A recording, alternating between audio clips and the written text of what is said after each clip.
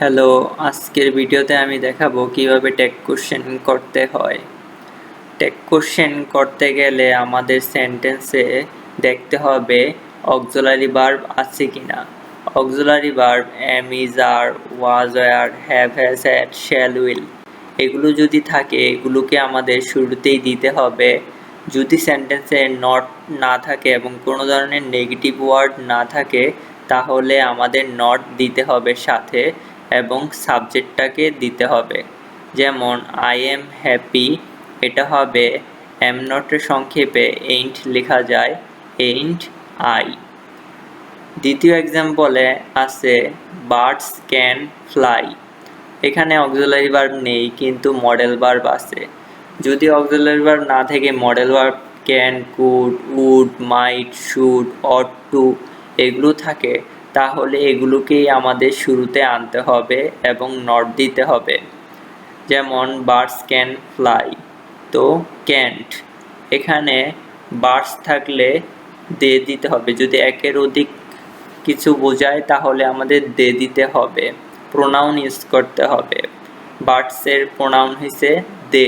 শুধু বার্ড থাকলে it use করতে হবে। যে কোনো পশু প্রাণী, বার্ড, ডগ, ফিশ এগুলোর ক্ষেত্রে ইট দিতে হবে। আর যদি একের অধিক থাকে তাহলে দিতে হবে দে। 3 নাম্বার এক্সাম্পলে আছে আই লাভ পেইন্টিং, এখানে অক্সিলারি ভার্ব বা মডেল ভার্ব কোনোটাই নেই। যদি অক্সিলারি ভার্ব বা মডেল ভার্ব কোনোটা না থাকে তাহলে আমাদের দিতে হবে ডু, ডাজ অথবা ডিড। যদি ভার্বের সাথে এস যুক্ত থাকে তাহলে হবে ডাজ। যদি ভার্ব পাস্ট ফর্মে থাকে তাহলে দিতে হবে ডিড। আর যদি নর্মাল ভার্ব থাকে তাহলে দিতে হবে ডু।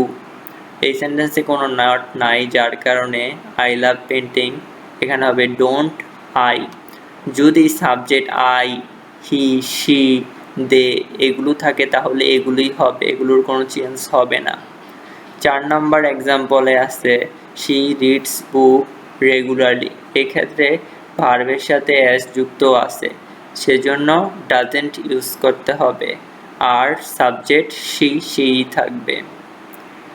5 নাম্বার উদাহরণে হি ওয়েন্ট দেয়ার, এখানে ভার্বের পাস্ট ফর্ম গোয়ের পাস্ট ওয়েন্ট দেওয়া আছে যার কারণে এখানে আমাদের ইউজ করতে হবে ডিডেন্ট, হি। 6 নাম্বার এক্সাম্পলে আছে আই এম নট প্লেজেন্ট, এখানে দেখা যায় এই সেন্টেন্সে নট আছে।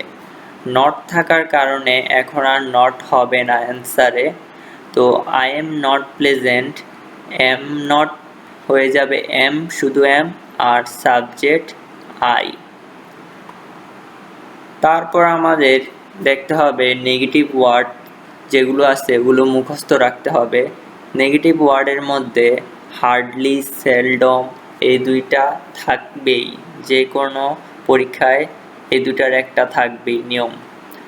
তো যদি হার্ডলি, সেলডম, নাইদার, নন, নো এগুলো সব নেগেটিভ ওয়ার্ড, এগুলো যদি সেন্টেন্সে থাকে তাহলে ওই সেন্টেন্সে সলভ করতে গেলে বা টেক কোশ্চেন করতে গেলে ওখানে আর নট ইউজ করা যাবে না।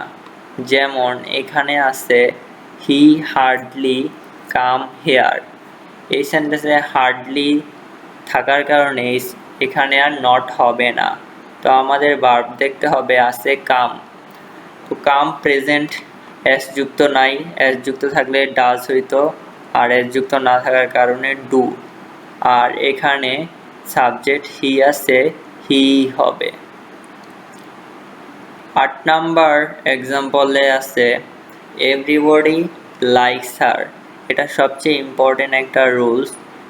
এখানে ভার্বের সাথে এস যুক্ত আছে তো এখানে ডাজ হওয়ার কথা, তো এখানে ডাজ না হয়ে এখানে ডু কেন হলো? ডু হওয়ার কারণ হচ্ছে যদি আমাদের সাবজেক্ট যদি একের অধিক কোনো কিছুকে বোঝায়, যেমন এভরিবডি, এখানে এভরিবডি প্লুরাল, এখানে প্লুরাল থাকলে আর ভার্বের সাথে এস যুক্ত থাকলে ডাজ নট হবে না। তো আমাদের সাবজেক্টটা দেখতে হবে যদি প্লুরাল থাকে আর ভার্বের সাথে এস যুক্ত থাকলেও এখানে ডাজ দেওয়া যাবে না, দিতে হবে ডু।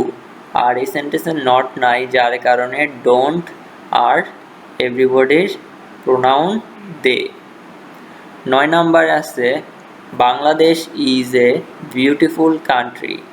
এখানে ইজ অক্সিলারি ভার্ব আছে, সেন্টেন্স নেগেটিভ না, যার কারণে ইজেন্ট। আর বাংলাদেশের ক্ষেত্রে শি হয়েছে। এটা মনে রাখতে হবে, বাংলাদেশ আমাদের মাদারল্যান্ড বা মাতৃভূমি, একে শি ধরা হয় সবসময়। বাংলাদেশ থাকলে শি ধরতে হবে, ইট দেওয়া যাবে না। 10 নম্বরে আছে, এটা একটা ট্রিকি কোশ্চেন, মাঝে মধ্যে দেয় যদি প্রশ্ন কঠিন করতে চায়। যেমন the principal and teacher went there. Went গোয়ের পাস্ট আছে ওয়েন্ট, যার কারণে এখানে ডিডেন্ট হয়েছে, কিন্তু এখানে হি কেন হলো? দ্য প্রিন্সিপাল অ্যান্ড টিচার দুইজন ব্যক্তি, তো অনেকেরই মনে হতে পারে এখানে দুইজন, কিন্তু আসলে এটা একজন। প্রিন্সিপাল এবং টিচার একজনই। যদি থাকতো the principal and the teacher, তাহলে দুইজন আলাদা আলাদা ব্যক্তি হতো। তো এখানে খেয়াল রাখতে হবে, দা প্রথমটায় দা এবং দ্বিতীয়টাতে দা না থাকলে বুঝতে হবে এটা একজন ব্যক্তি। The principal and teacher went there, যার কারণে এখানে ডিডেন্ট হি হয়েছে। 11 নম্বরে আছে she is happy, I am unhappy.